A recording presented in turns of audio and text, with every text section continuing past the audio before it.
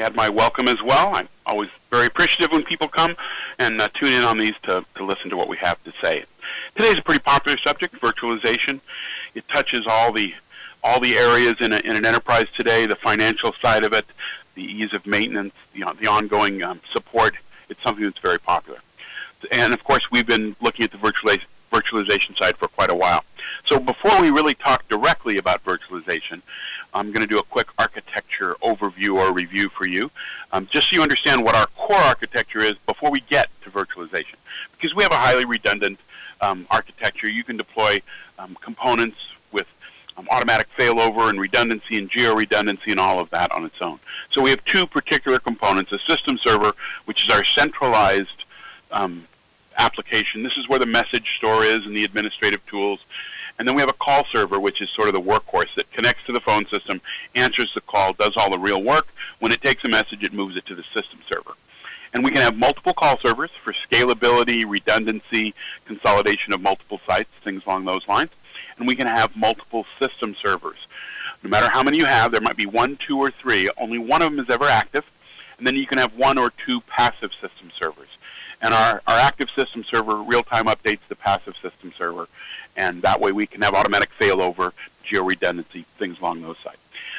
We have other webinars that cover our architecture in much more detail, but this is just a little bit we need to know as we start to look at what we do support in the world of virtualization.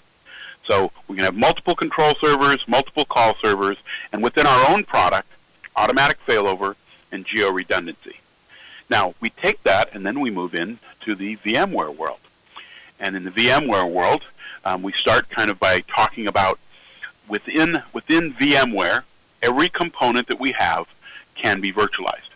So you can take the system servers and the call servers and any other application pieces that you might be running, the web applications that typically run on the customer web servers, all of those can be virtualized.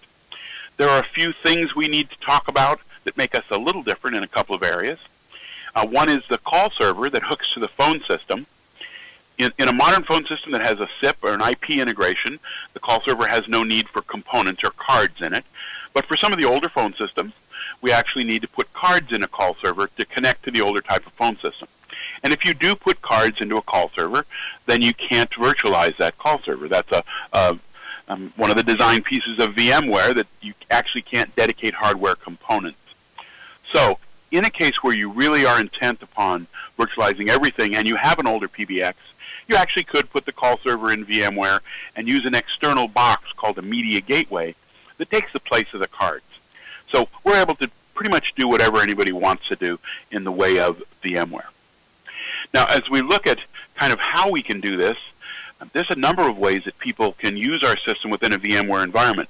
And it changes based on what you're trying to accomplish and how you want to support it. So the simplest way is just think about, we take a CX server, any of our servers at all. While they could run on a dedicated hardware server, you simply can put them on a host. And with the system server, currently today, it requires the ability to map to a USB dongle. We have a dongle that we use for security reasons, and today in the current version of software, we have to be able to see that dongle. So within VMware, there's 2 technologies available to do this. There's Direct I/O, and with Direct I/O, it's simply a matter of you actually install the USB dongle on the physical platform that's running the host that has the system server, and you use their Direct I/O technology to map to it.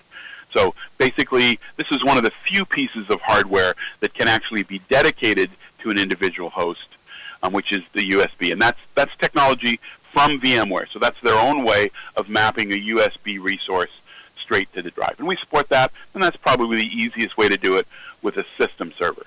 Now remember, the call servers don't need anything special. It's just the system server. Now there's another technology that allows you to do the same thing, and that's called Anywhere USB. And that's a third-party company that actually makes a device that sits on the network. And that network device has slots in it for various things. In our case, we're only interested in the USB piece. And you can plug the USB card into that. And when it sits on the network, you actually install the security dongle on the network, and you can map to that dongle from the CXE system server. So that system server is running virtually on a host, and you go in and a little bit of typing there, and now you can see that dongle.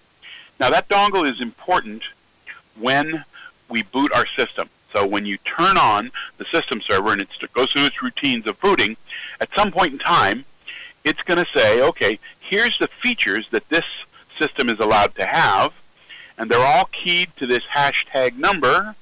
I need to go find that hashtag number on the dongle. So it now knows to look out to the dongle and match the hash number on the dongle that's encrypted in it and the hash number in the feature file, and then the system boots. Now after the system boots, if you unplug that USB dongle, there's no problem until the next time the system has to reset. If it's not back in there again, then the system actually won't come up. So that's how the dongle works itself. Now the dongle's been a bit of a challenge over the years. And there's been, let's just be polite and call it pushback from customers. So I think a lot of you will be happy to know that with our next release of software, 8.6, which is scheduled, it's actually already in beta, scheduled to come out in the 4th quarter, it removes the requirement for using an external USB dongle. We still will support that because some of our customers have their CX systems on a network segment that's very isolated. But if you put your CX on a network segment that has outside access out to the internet, then we can do that same kind of checking by doing the phone home type application. In other words, when the system boots, it has an IP address that it goes out and it says, is this the valid version number? And then the system boots up. So it's actually going to be nice for those customers who struggle with having that dongle. And we'll see in a couple of feature sets we're going to look at here in a second. It's going to be very, very handy. So 8.6 will remove the need to have a physical dongle. So now you can go ahead and you can just go ahead and put each component on a host, and you can put a system server, a call servers, anything you want on the hosts, and that would be sort of the most normal way to do it. Now what that means is the system server here is loaded on a specific host, everything's written to the drive on that host. If that system fails, then the call servers will keep running, but there will be some loss of functionality. But that is a very typical way to do it. Now remember, we can have multiple system servers, and multiple system servers can run in this environment. You could have multiple system servers on multiple separate hosts with automatic failover. And we'll kind of do a summary chart at the end that talks about all these features. But another way to use the VMware functionality to get multiple system servers is to actually install on a host, but map that application, map the CXE application to a drive segment out on your SAN. If you have any kind of network storage, we can actually have that host use that network storage. It'll actually see that as its basic hard drive. And now you still have to have the dongle. System boots up. You do all the programming. Everything that you're putting in the system that's unique is written on that segment on the SAN. So then you shut that system down, you go to another host, you load the same version of CXE on it, it connects to that same segment on the network drive, and it's up and working. And now you actually have two versions of the system server on two separate hosts, but only one can be active at a time. And the way this will work is, in the case where you lose the main host, you will go over to the other host that's turned off, you will turn it on, you will have to either move the dongle, or if the dongle's mapped using Anywhere USB, it'll see it when it boots up. When it boots, it's an accurate copy of what you had written to the drive seconds before the other machine failed. So this is a very reliable way to have a complete backup ready to go within just a few minutes. Now there's a couple of things here that we talk about in terms of the dongle. It might be a challenge. Now remember, with 8.6 it stops being a challenge because you can have that, that external access. And by the way, the external access, let's say in this case you had a power failure, you lost some of your connectivity, you lost the one host, and when you boot the system, you can't actually see the internet connection out there because that's part of the server that hasn't come up. There's a grace period on this, so you're still going to be able to run and not have any problems with it. So this works fine for dual system servers in dual hosts in a single data center, where you can literally just take that dongle and move it if you have to. Now, it is possible that you might want to do a remote data center, install the system server on the same one, go install it on the remote data center. As long as that remote data center has connectivity to the storage area network segment where you install the CXE the first time, now you can do the same thing. Now the truth is, you're not probably in a physically dispersed environment going to want to move the dongle, so we sell a second dongle. And the second dongle can actually be installed at the remote location. And now what happens, just like when it's local, if that main one fails, an administrator can go start up the services on host 2, it will read off the network storage drive, and you'll be back in business again.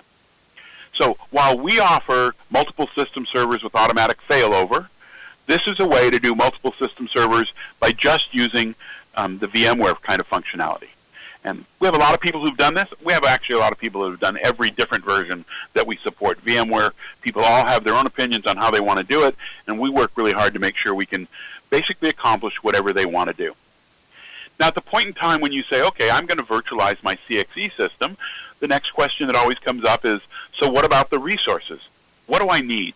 What do I need in the way of memory and CPU resources, etc.? And for us, it's very easy. You need the same things in the virtual server that you would need in a physical server, and we have great documentation that talks about that. Now, there's not a simple answer because obviously the requirements for a server change based on the size of the system and what applications you're running.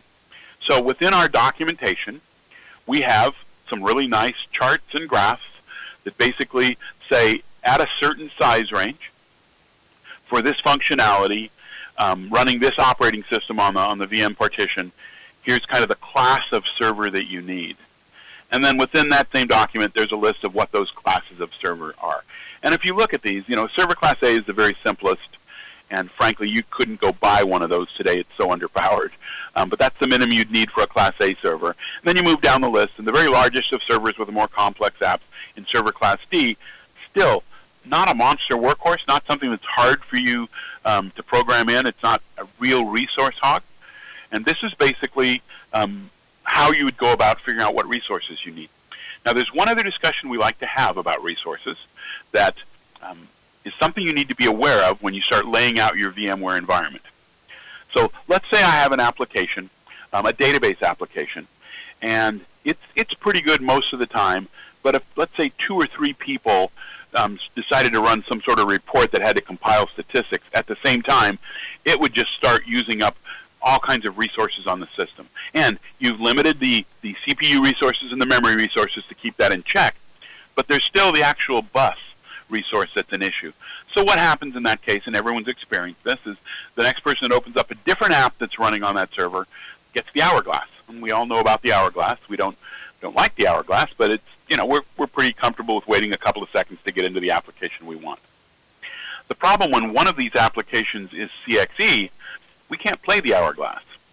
So if you put us on a host that is very, very capable of busying out that bus completely, and if we have a lot of ports, let's say we have a call server with 96 ports running on that host, and you have a big database application, if that database application is hogging the data bus, when we go to answer the call, we can't. We can't play an hourglass. We can't move anything across to the caller to say, hey, please hold on, we'll get to you when we have the resources. So it just doesn't answer, and that tends to look like a problem.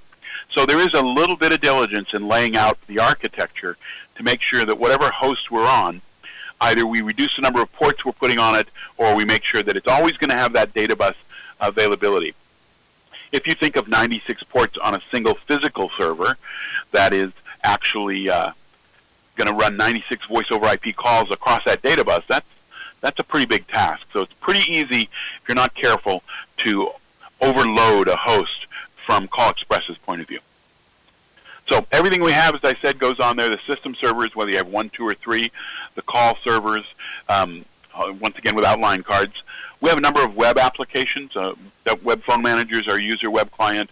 CXM is our mobile server that lets us contact our mobile applications out in the field. Message Cache Manager for handling high traffic of messages from our web client. All of those are designed to run on the customer web server. So we're not ever asking anybody to put a new web server in. But all of those, by the way, those can all be virtualized as well. They can run on instances of your web server, whether it's Apache or IIS, it doesn't matter to us. So that really kind of widens up your ability to virtualize everything that we do. Now, in every kind of version we come out with, we increase our documentation that's specifically for a VMware installation. And while in our early days we just sort of said it worked and used the same specs on our servers, we've done a lot more now in terms of helping people who are really VMware experts understand how it works and how to maintain it. So as well as all the specifications, we've got some nice tools in terms of what to look for. How, we talked about if it gets loaded down, it might be an issue, and so we have the charts in there to talk about, what's going on and when you could expect an issue, and what kind of load are you at? Are you very, very comfortable with this, etc. So we're really comfortable in the VMware field, and when we talk about how we can install the system, we've seen 3 or 4 ways here.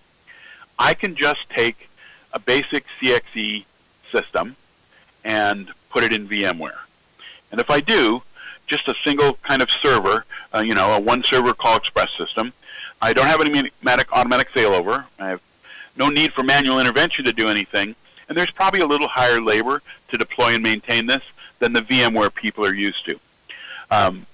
What I now need to do is look at the same thing with multiple servers.